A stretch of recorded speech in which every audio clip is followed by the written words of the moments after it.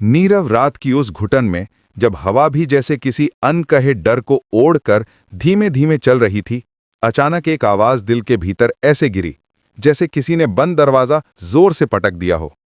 मैं अच्छे से जानती हूं पापा के मना करने से आप कितनी तकलीफ में होंगे। और यहीं से कहानी उस मोड़ पर पहुंचती है जहां दिल की धड़कनें तेज भी हैं और उम्मीदें कमजोर भी, जहां हर रिश्ता एक पतली डोरी पर टिका है और जहां किसी की एक आह किसी दूसरे की जिंदगी का तूफान बन जाती है। दोस्तों, आपको क्या लगता है ऐसे वक्त में इंसान क्या करे? बताइए जरूर।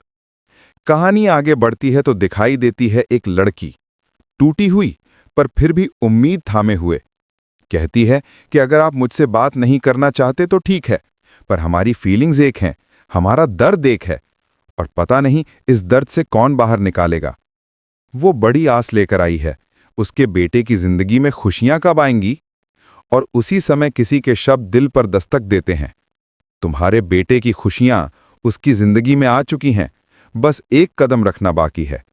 और जैसे किसी अदृश्य संकेत की तरह कहानी करवट लेती है, क्योंकि नियति कुछ और ही लिखने वाली है।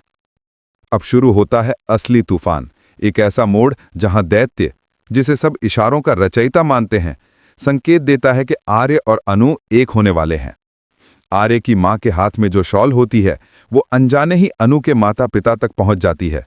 जब वो उसे देखते हैं तो दहल जाते हैं, क्योंकि ये वही औरत होती है जो मंदिर में उनसे अचानक मिली थी।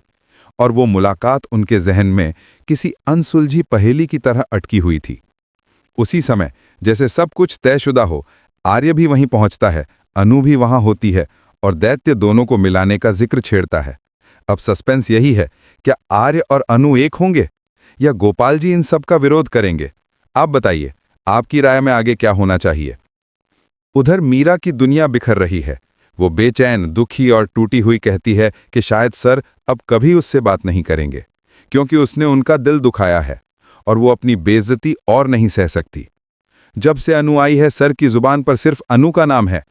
उसके अपने त्याग, उसकी मेहनत, उसकी वफादारी सब जैसे धूल की तरह उड़ गए हैं। वो गुस्से और दर्द में कहती है कि वो रिजाइन दे देगी। जेंडे उसे रोकता है, समझाता है कि वक्त सब ठीक कर देगा, लेकिन मीरा का दिल तो जैसे किसी ने मसल दिया हो। और इसी उथल पुथल के बीच आर्य अपने घर से निकलता है, हाथों में जैस्मिन के फूल, आंखों में उम्मीद, चेहरे पर वही पुरानी मुस्कान। वो अनु के घर पहुंचना चाहता है, सच बताना चाहता है, सब साफ करना चाहता है। और जब वो पहुंचता है तो वो सच में सब बता देता है कि ऑफिस के कर्मचारी ने ये सब किया था। वो वीडियो दिखाता है और कहता है कि वो उस आदमी को सजा दिलवाएगा।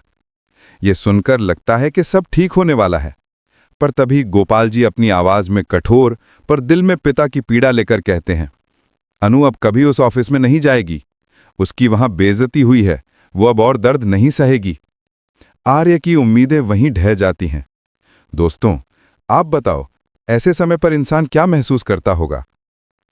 दर्द से टूटा आर्य जैस्मिन के फूल वहीं टेबल पर रख देता है और चला जाता है। मानसी फूल उठाकर देखती है, उसे लगता है उनमें कोई अंगूठी है, और शायद असल में भी था उम्मीद का कोई छुपा हुआ एहसास। तभी माँ आती हैं और कहती हैं कि जरूरी नहीं कि अंगूठी ही अनमोल हो, कभी कभी वो चीजें भी अनमोल होती हैं जो दिल से जुड़ी होती हैं। क्या आप भी मानते हैं ऐसा? जरूर बताइए। इसी तरह अचानक प्रवेश होता है सिद्धि माता का, शांत, दृढ़ और रहस्यों से भरी हुई। वो बताती हैं कि सिर्फ एक ही जगह है जहां जवाब मिलेंगे, आप मूर्ति के सामने। वहीं देव स्वयं बताएंगे कि उसके बेटे की जिंदगी के लिए क्या सही है।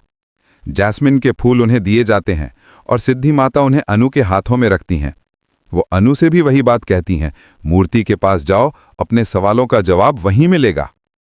अब कहानी यहां ऐसे मोड़ पर पहुंचती है जहां भविष्य अपनी दिशा साफ दिखाने लगता है। आर्य और अनु एक होने वाले हैं, ये तय है, ये लिखा जा चुका है। पर एक अकेला नाम इस किस्मत की राह में खड़ा है, गोपाल जी। उनका विरोध किसी पहाड़ की तरह है। तो फिर कैसे होगा ये मिलन? क्या नियति अपनी राह बनाएगी या इंसानी डर और जिम्मेदारियां उसे रोक देंगी? दोस्तों, आपको क्या लगता है, दिल की जीत होगी या डर की? अपनी राय बताइए। अब कहानी आगे बढ़ती है एक अदृश्य धागे की तरह। अनु मूर्ति के सामने खड़ी है, दिल कांप रहा है, हाथ ठंडे पड़ चुके हैं। वो पूछती है क्यों, क्यों मेरी जिंदगी में इतने तूफान आए? मुझे किस तरफ जाना चाहिए? और तभी उसे महसूस होता है जैसे कोई दिव्य स्पर्श उसकी आत्मा को छू गया हो, जैसे कोई कह रहा हो कि जीवन सिर्फ दुख का नाम नहीं। कभी कभी कष्ट इंसान को उसके असली रास्ते तक पहुंचाते हैं। उधर आर्य भी उसी मूर्ति के सामने पहुंचता है, थका हुआ, टूटा हुआ, पर भीतर कहीं उम्मीद की लौ जलती हुई। दोनों एक ही जगह, एक ही समय, और दोनों अनजान के दूसरा वहां है, जैसे किसी ने अदृश्य धागे से इन दोनों को बांध रखा हो। तभी हवा हल्की सी हिलती है, जैस्मिन की खुशबू पूरे मंदिर में फैलती है और अन्नू मुड़ती है। वही फूल उसके हाथों में, वही फूल जो कभी आर्य लेकर आया था। आर्य उसे देखता है। दुनिया जैसे रुक सी जाती है, कोई शब्द नहीं, कोई स्पष्टीकरण नहीं, बस दो दिल जो कभी दूर नहीं थे। बस गलतफहमियों की धूल ने उन्हें धुंधला कर दिया था। उस क्षण अन्नू की आंखों में जो आंसू थे वो दर्द नहीं थे, वो स्वीकार था। और आर्य के कदम जो आगे बढ़े वो मजबूरी नहीं थी, वो प्रेम था। पर तभी गोपाल जी की भारी आवाज हवा चीरती हुई आती है। वो कहते हैं कि ये रिश्ता नहीं हो सकता, वो अपनी बेटी को फिर किसी तकलीफ के रास्ते पर नहीं भेजेंगे। मंदिर की शांति टूट जाती है। अनु का दिल फिर दर्द से चटक जाता है। आर्य पीछे हटता है, पर उसकी आंखों में पहली बार दृढ़ता चमकती है। वो कहता है कि अगर आपकी बेटी को दुख पहुंचा है तो मैं भी उतना ही टूटा हूं, पर क्या सिर्फ डर की वजह से हम अपनी किस्मत से भाग जाएं? गोपाल जी रुक जाते हैं। हवा थम जाती है, जैसे खुद समय सुन रहा हो। सिद्धि माता आगे बढ़ती हैं। वो शांत स्वर में कहती हैं, कभी कभी माता पिता अपने बच्चों को बचाने की कोशिश में उनकी सुख की राह रोक देते हैं। प्रेम बीमारी नहीं, दवा है, जिसे मिल जाए उसे थाम लेना चाहिए। गोपाल जी की आंखें भीग जाती हैं। वो अन्नू की तरफ देखते हैं। उसकी कांपती पलकें, उसकी कसकर पकड़ी हुई जैस्मिन की पंखुड़ियां, और वही पंखुड़ियां जो हल्की हवा में उड़ी आकर उनके पैरों पर गिरती हैं। और अचानक जैसे उनके दिल में बंद पड़ा दरवाज़ा खुल जाता है। वो धीमे से कहते हैं कि अगर यही तुम्हारा रास्ता है तो जाओ, खुश रहो। अन्नू की सांस जैसे वापस लौट आती है। आर्या की आंखें चमक उठती हैं। वो अन्नू के करीब आता है और दोनों पहली बार खुले आसमान के नीचे बिना किसी डर, बिना किसी रुकावट के एक दूसरे का हाथ पकड़ते हैं। दोस्तों, क्या आपको भी नहीं लगता कि कभी कभी नियति सिर्फ सही वक्त का इंतजार करती है? बताइए अपनी राय। और इस तरह दर्द, गलतफहमियों, संघर्षों और आंसुओं से भरी ये यात्रा आखिरकार अपने मुकाम पर पहुंचती है। आर्य और अनु एक हो जाते हैं। सिर्फ दो लोग नहीं, दो आत्माएं जो शायद जन्मों से एक दूसरे की तलाश में थीं।